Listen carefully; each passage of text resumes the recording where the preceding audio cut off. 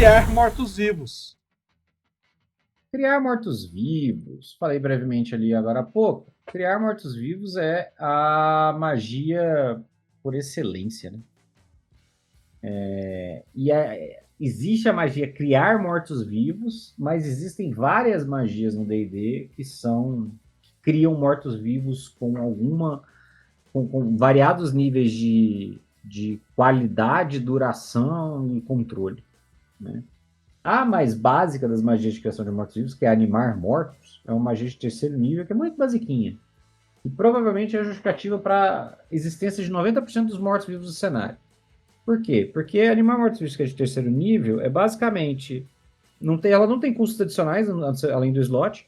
Você pega ali um cadáver, uma pilha de ossos, e anima ele. Ele vira um zumbi, se for um corpo, ele vira um esqueleto, se for uma pilha de ossos. E aí você tem controle sobre ele durante 24 horas. É isso. Depois dessas 24 horas, se você quiser manter o controle sobre ele, você vai ter que refazer a magia para que ele continue submetido à sua vontade. Se não, ele continua existindo, e esse é o aspecto crítico. Ele continua existindo, mas sem submeter ao seu controle. Então ele vai ser hostil a você, inclusive, né?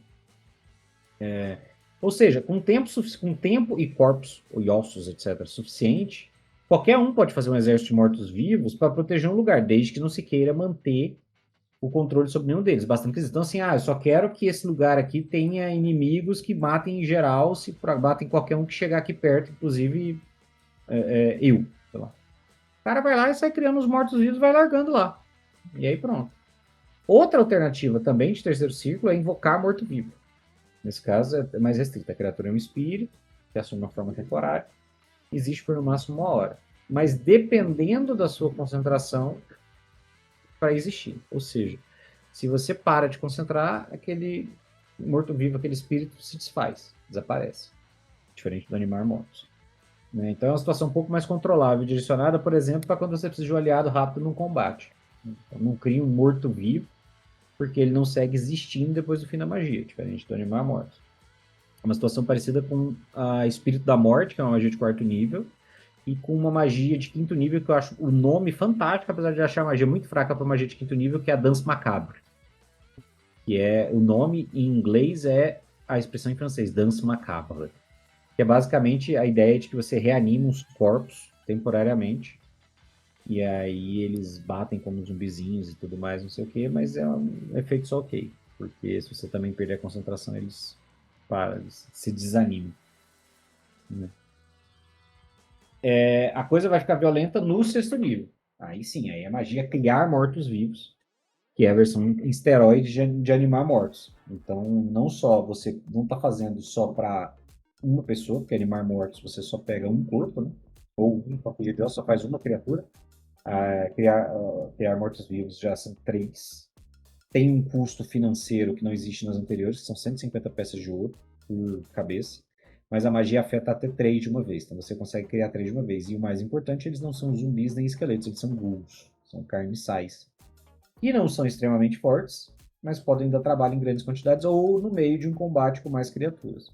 Então, Carniçal geralmente é mais esperto, né, que zumbi. Carniçal é mais esperto, eles são mais ágeis e eles têm o fatídico, terrível e homicida toque paralisante. Então você ter 3 ou 4 ghouls ali, ou 3 ou 6 ghouls no meio de um combate, é caixão, às vezes. É Por igual mais que... Vívido, né? Vívido também é um bicho nervoso, cara. Porque você está pensando em personagens de... A magia de 6º nível você já consegue usar no nível 11. Você vai falar, pô, um ghoul é de nível 2 de desafio.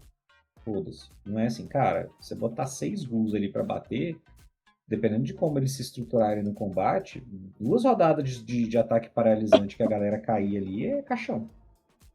É só porrada. Então, a lógica aqui é a mesma, de que você, depois de 24 horas, ou você conjura de novo a magia, e aí, ou seja, você passa a ter de novo um custo financeiro elevado, ou você perde o controle sobre os bichos. Se você tiver um morto-vivo fodão, um Lich, essa talvez seja a melhor forma de povoar a sua dungeon.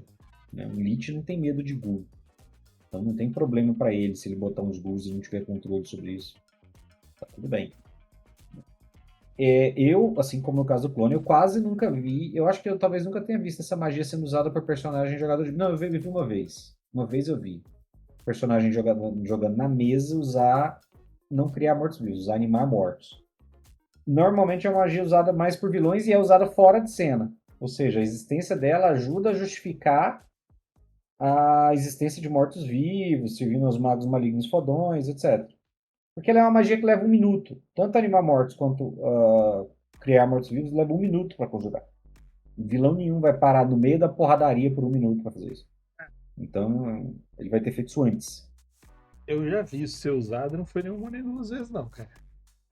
Inclusive, uma vez, o Baal tava jogando com o Chico e eles montaram 2 vilões. O Chico era um clérigo necromante e o Baal era uma bruxa.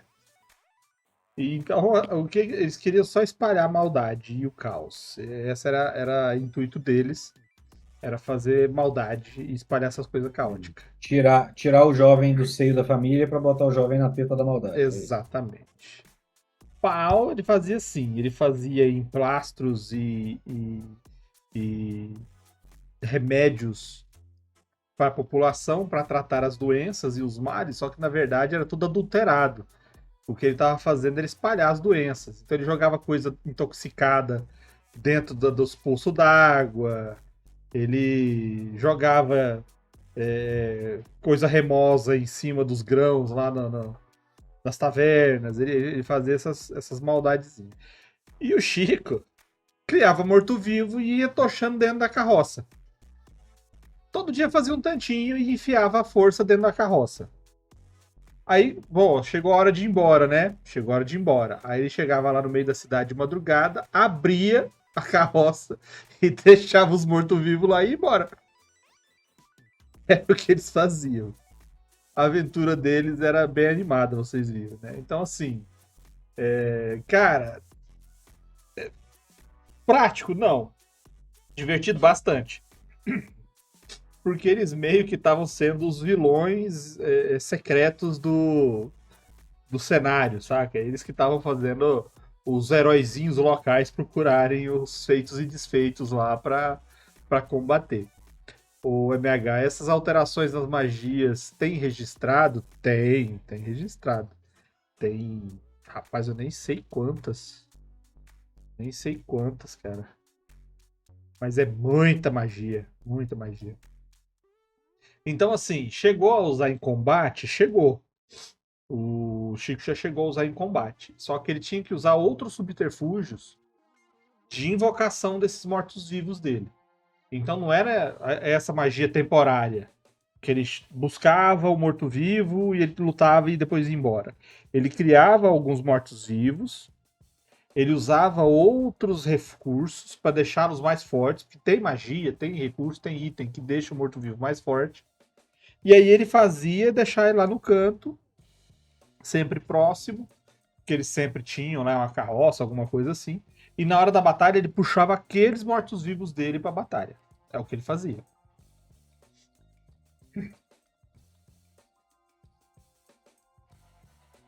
O Chico tem um negócio de jogar como necromante. Ele jogou muito tempo como um bardo na aventura do sistema Dudu. E em algum momento ele botou a mão numa lança que criava morto-vivo. Acho que era um rolê de que as pessoas que ele matava com a lança viravam mortos-vivos. E foi muito engraçado porque eles eram todos heróis, na verdade. Eles eram para ser heróis, né? Mas eles eram meio anti-heróis. E ele se sentia bastante confortável de criar uns mortos-vivos e usando. Chico é meio caótico. Problema nenhum. A pessoa é caótica, né? Exatamente. Como jogador.